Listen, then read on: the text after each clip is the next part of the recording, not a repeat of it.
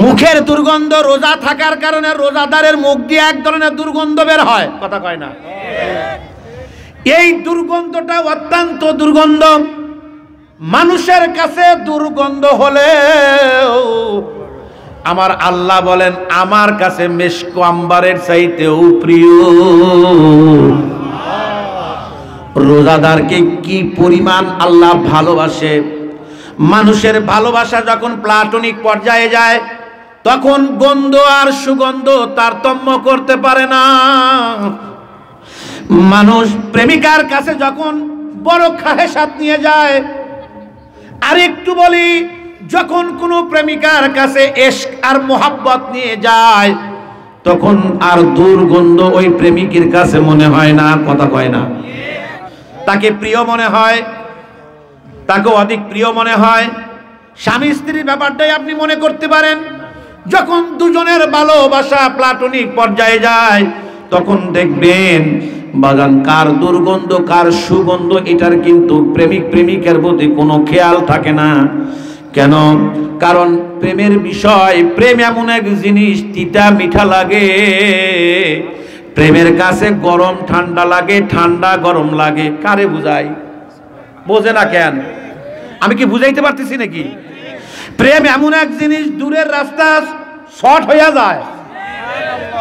প্রেম এমন এক জিনিস লম্বা রাত ছোট হইয়া যায়। প্রেম এমন এক জিনিস বাজান গরম হইলেও ঠান্ডা হইয়া যায়।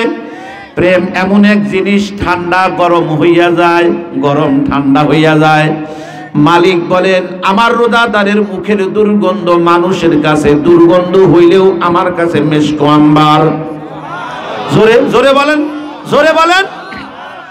কিন্তু আমার প্রশ্ন হলো, একজন মানুষের মুখে দুর্গন্ধ না সুগন্ধ কেমনে বোঝা যাবে? কাছে না গেলে তো বোঝা যায় না।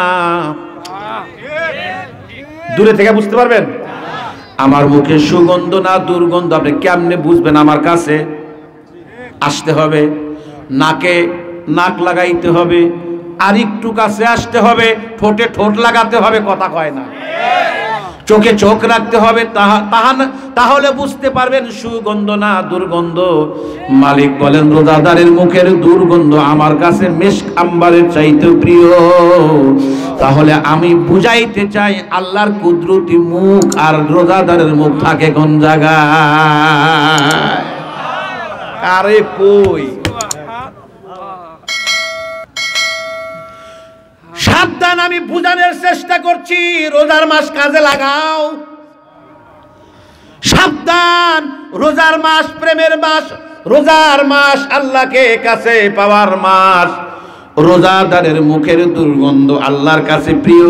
তাহলে আল্লাহর কুদরতি ঠোঁট আর বান্দার ঠোঁট যেন এক হইয়া যায়। হবেই না কেন? ওহুয়া মাকুম আইনামা কুনতুম। মালিক বলেন আমি তোমার সাথেই থাকি, তোমার কাছেই থাকি। মালিক বলেন নাহনু আকরাবু ইলাইহি মিন হাবলিল ওয়ারিদ। আমি তোমার গারের শাহরগের চাইতেও নিকটে থাকি। এই জন্য ভাইজান রাসূল বলেন রোজাদারের মুখের দুর্গন্ধ আল্লাহর কাছে মেশক আম্বারের চাইতে প্রিয়। 2 নম্বর হলো রাসূল বলেন রোজাদারের জন্য तमाम পৃথিবীতে যত সমুদ্র আছে, যত খাল বিল নদ নদী আছে, এই খাল বিল সমুদ্রের ভিতরে যত মাছ আছে, মাছগুলি সেহরি থেকে নিয়ে শুরু করে ইফতার পর্যন্ত বাজানরে রোজাদারের মাগফিরাতের জন্য দোয়া করে। এটা কয় নাম্বার? 2 নাম্বার। নাম্বার 3 রাসূল বলেন 3 নাম্বার হলো রোজাদারের সম্মানে প্রতিদিন জান্নাতকে সাজানো হয়। সুবহানাল্লাহ। ইস, এমন একটা মাস, এ মাসে মরলেও লাভ বাঁচলেও লাভ। সুবহানাল্লাহ। এ মাসে মরলেও লাভ বাঁচলেও লাভ। 4 নাম্বার হলো রমজানের দুর্বৃত্ত শয়তানকে বন্দী করা হয়। 5 নাম্বার রমজানের শেষ রাতে রোজাদারকে আল্লাহ সব গুনাহ মাফ করে দেয়। ছয় নাম্বার, এই মোবারক মাসে প্রতিদিন একজন ঘোষণা করতে থাকে, ইয়া বাগিয়াল খাইরি আকবিল ওয়া ইয়া বাগিয়াশ শাররি আকসির। হে পুণ্যকামী, তুমি এগিয়ে চলো, এবং হে পাপকাঙ্ক্ষী, তুমি নিবৃত হও, তুমি তওবা করো। আল্লাহু আকবার। আমার মালিক বলে, শোন, এখানেই শেষ নয়, এই রমজানে আবার একটা রাত দিলাম, এই রাতটা তোরা কাজে লাগাইও। আমার কাছে এই একটা রাত রোজাদারের সম্মানে এক রাতের ইবাদত 1000 মাসের চাইতেও দামি। সংক্ষিপ্ত কথা আমি এটাই বুঝাতে চাই আপনাদেরকে, রোজা হলো তাকওয়া অর্জনের মাস, রোজা হলো প্রেমের মাস, রোজা হলো আল্লাহকে পাওয়ার মাস। দুইটা ঘটনা বলেই বিদায়। এক নম্বর ঘটনা হলো বাজানরে, নবী বলেন, রমজান মাসে এক হিন্দু দিনের বেলায় খাইতেছিল, খাইতে গিয়া ওনার বড় ভাই ওনার গালে একটা চপেটা আঘাত করলো। বেটা, তুমি কি জানো না মুসলমানের রমজান মাস, এই মাসে কি করে তুমি দিনের বেলায় খাইতে পারো? এবার এই চপেটা আঘাত করার পরে ওই হিন্দু ব্যক্তি মারা গেলেন। মারা যাওয়ার পর নবী বলেন, আমি গভীর রাত্রে স্বপ্ন দেখলাম ওই হিন্দু ব্যক্তি জান্নাতে ঘুরতেছেন, জান্নাতের পোশাক পরে ঘুরতেছেন। আমি জিজ্ঞাসা করলাম, আরে ভাই, তুমি তো হিন্দু, তোমার তো জান্নাতে আসার কথা না, তুমি জান্নাতে কেন আসলে? বলে, হযরত, রোজার সম্মানার্থে আমার ভাইকে আমি আঘাত করেছিলাম, রোজার বেলায় দিনের বেলায় খাও কেন? আমার যখন মৃত্যুর সময় আসলো, আল্লাহ পাক এই আমলটার উসিলায় আমার ইন্তেকালের সময় আমার জবান দিয়ে কলমা বের হয়েছে, আমার ঈমান নসিব হয়েছে। একজন হিন্দু যদি রোজাকে সম্মান করার কারণে বেহেশতে দিয়ে ঘুরতে পারে, দিনের বেলায় কি আমাদের রেস্তোরাঁ হোটেল কি খোলা থাকতে পারে?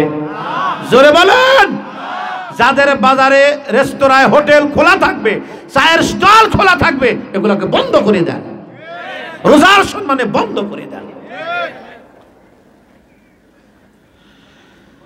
2 নাম্বার কথা হলো, রোজার মাস তাকওয়ার মাস। কেমন তাকওয়া?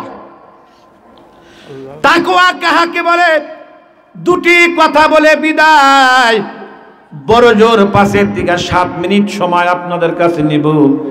একটা ঘটনা হলো হযরত ওমর রাদিয়াল্লাহু তাআলা আনহু। তাকওয়া কাহাকে বলে, কি জিনিস সে তাকওয়া?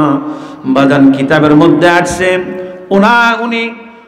উনি জিজ্ঞাসা করলেন আল্লাহর রাসূলের সাহাবী মুসলমান ভাইরা, আপনার উবাই ইবনে কাব রাদিয়াল্লাহু তাআলা আনহুকে জিজ্ঞাসা করলেন, ভাই কাব, তোমার কাছে একটু জানতে চাই, জিজ্ঞাসা করতে চাই, তাকওয়া কোন জিনিস? হযরত ওমর রাদিয়াল্লাহু তাআলা আনহু জিজ্ঞাসা করলেন, তাকওয়া কোন জিনিস? উবাই ইবনে কাব বলেন, ভাই রে, তুমি কি কখনো কাটা বনে হেঁটেছো? বলে, হেঁটেছি। বলে, কাটা বনে যখন হাঁটলা কেমনে করে হাঁটলা? বলে, কাটা দেখে দেখে যাতে পায়ে কাটা না বেঁধে।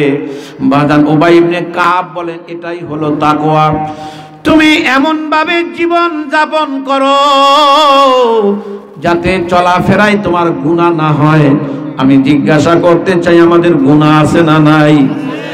আমি বড় আশাবাদী, আপনাদের পা ধরে মিনতি করি, জীবনে আর দেখা নাও হতে পারে, নাও আসতে পারি, একটু মনে মনে শপথ করেন, আর গুনাহ করব না। বলেন ইনশাআল্লাহ। আল্লাহ যেন আমাকে গুনাহ ছাড়ার তৌফিক দান করে। দ্বিতীয় নাম্বার কথা হলো, নবী রহমাতুল্লাহি আলাইহি, উনি আপনার থানা ভবন থেকে মিরাট যাবে, ট্রেনে যাবে, ওনার হাতে একটা ব্যাগ আছে আর কুশুলের একটা বোঝা আছে। ওনার ভক্তরা উঠিয়ে দিলেন, কিন্তু এগুলি ওজন করা হলো না। নবী বললেন, ওজন করো, কত টাকা আসে, টাকা আমার কাছ থেকে নাও। বাজান টিটি বলল, হুজুর আমি আপনার পক্ষে আছি, কোনো সমস্যা নাই, এগুলোর ভাড়া দিতে হবে না। হুজুর বললেন, আরে বলেন কি? বলে, হুজুর আমি তো আপনার সাথে যাচ্ছি। কোথায় যাবেন? বলে, মিরাটে। বলে, মিরাটে আমি যাচ্ছি, আপনার কাছে কেউ ভাড়া চাবে না? হুজুর বললেন, ভাই না, আমি আরো সামনে যাব। বলে, আমি বলে দিব। বলে, আমি আরো সামনে যাব। বলে, হুজুর ওরা তো দিল্লি, ওইটাই তো শেষ স্টেশন। বলে আমি আরো সামনে যাব। হুজুর বললেন বলে কি? টিটি বলে কি আর কোনো তো স্টেশন নাই। হুজুর আর তো কোনো স্টেশন নাই। হুজুর বলেন বাবা আছে। বলে কোন স্টেশন? বলে ওইটা হলো কবর। বলে কবরে কি আপনি আমার সাথে যাবেন? বলে না, আমি কবরে আপনার সাথে আমি যাব না।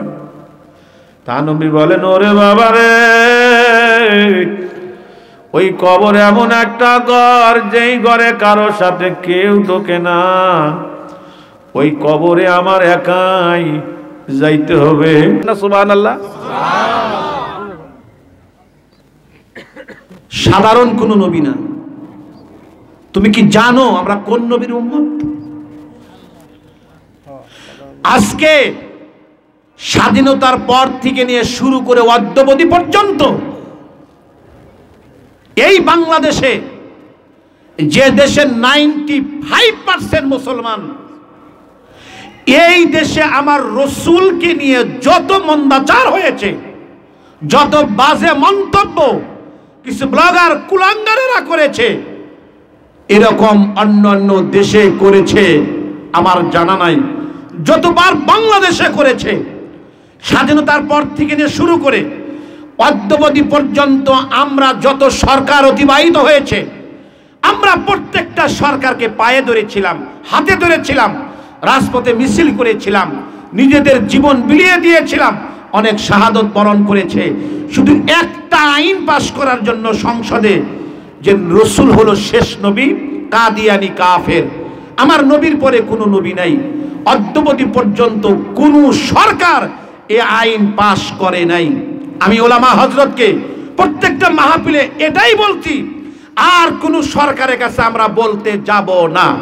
এবার সমস্ত আলেম ঐক্যবদ্ধ হয়ে আমরা জাতিকে নির্বাচন দেব, আমরা সরকার গঠন করে রসুলের পক্ষে আমরা আইন করব, আমরা আইন করব। কে কে রাজি আছেন হাত উঁচু করে দেখা। তাকবীর, নারায়ে তাকবীর। নবীর পরে নবী নাই, সংসদে আইন চাই।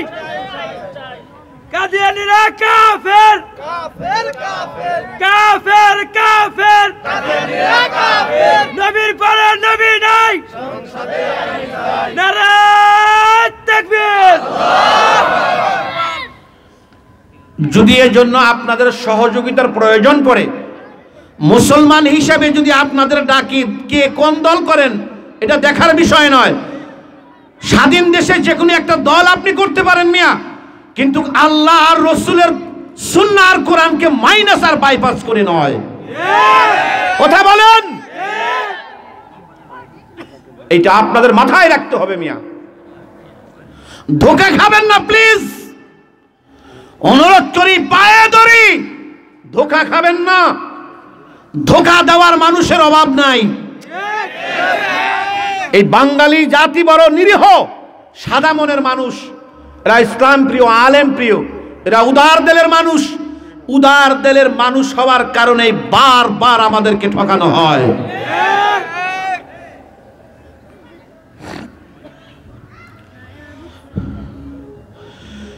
মুসলমান ভাইরা আমার কথাগুলি খুব দিল দিয়ে বুঝবেন।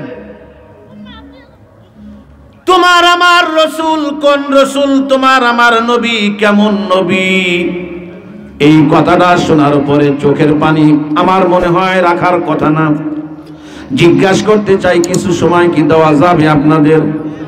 না কষ্ট হইতেছে? কষ্ট হচ্ছে না তো আপনাদের? থাকবেন তো ইনশাআল্লাহ? মাশাআল্লাহ। খুব দিলের কান্দা বুঝবেন কেমন নবী আমার।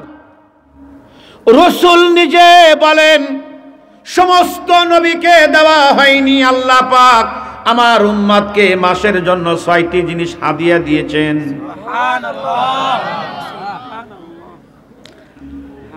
যেমন নবী আমার তেমন আল্লাহ। আমার আল্লাহ বান্দার পক্ষে, নবীও উম্মতের পক্ষে। আরো আশ্চর্য হবেন, রসুল নিজে বললেন, লিকুল্লি নাবিয়্যিন দাওয়াতুন মুস্তাজাবাতুন। প্রত্যেকটা নবীকে আল্লাহ একটি করে দোয়া দিয়েছিলেন। ফাতাআজ্জালা কুল্লু নাবিয়িন, সমস্ত নবীরা তাদের দোয়া করার ব্যাপারে তাড়াহুড়া করেছেন, দুনিয়াতে শেষ করে দিয়েছেন। নবী বলেন ইখতাবাতু দাওয়াতি, আমি আমার দোয়াটা দুনিয়ায় করিনি, এত আঘাত পাওয়ার পরে আমি আমার দোয়াকে গোপন রেখেছি। বলে কেন রেখেছি? বলে বিশেষ কাজে আমি লাগাবো। সঞ্চয় মানুষ কেন করে? ভবিষ্যতের জন্য, কথা কয় না। সঞ্চয় মানুষ কেন করে? ভবিষ্যতের জন্য। রাসূল আমার এই দোয়াটা সঞ্চয় করেছেন, পার্সোনালি ভাবে আল্লাহর অ্যাকাউন্টে জমা রেখেছেন। রাসূল বলেন ইখতাবাতু দাওয়াতি, আমি দোয়াটাকে গোপন রেখেছি। বলে কেন রেখেছি? বলে আমি এই দোয়াটা কাজে লাগাবো ইয়াউমাল কিয়ামাহ, কিয়ামতের দিন আমি কাজে লাগাবো। যেই দিন আমার উম্মতেরা ইয়া নাফসি করতে থাকবে, ওই দিন আল্লাহরে বলবো, আল্লাহ দুনিয়ায় যেই দোয়া করার অনুমতি দিয়েছিলেন আঘাতপ্রাপ্ত হওয়ার পরেও আমি দোয়া করি নাই, আজকে আমি দোয়া করব, আমার দোয়া কবুল করতে হবে, আমার উম্মাত গুলিরে মাফ করিয়া দেয়। কেমন নবী! সেই রাসূল বলেন রোজাদারকে আল্লাহ খুশি হয়ে আমার উম্মাতকে 6টি বিষয় দিয়েছেন। তার মধ্যে 1 নম্বর হলো রাসূল বলেন রোজাদারের মুখের দুর্গন্ধ আল্লাহর কাছে মৃগ নাভির সুগন্ধির চাইতেও অধিকতর প্রিয়। ব্যাখ্যা এখনো বোঝেন নাই, আরো বুঝতে হবে।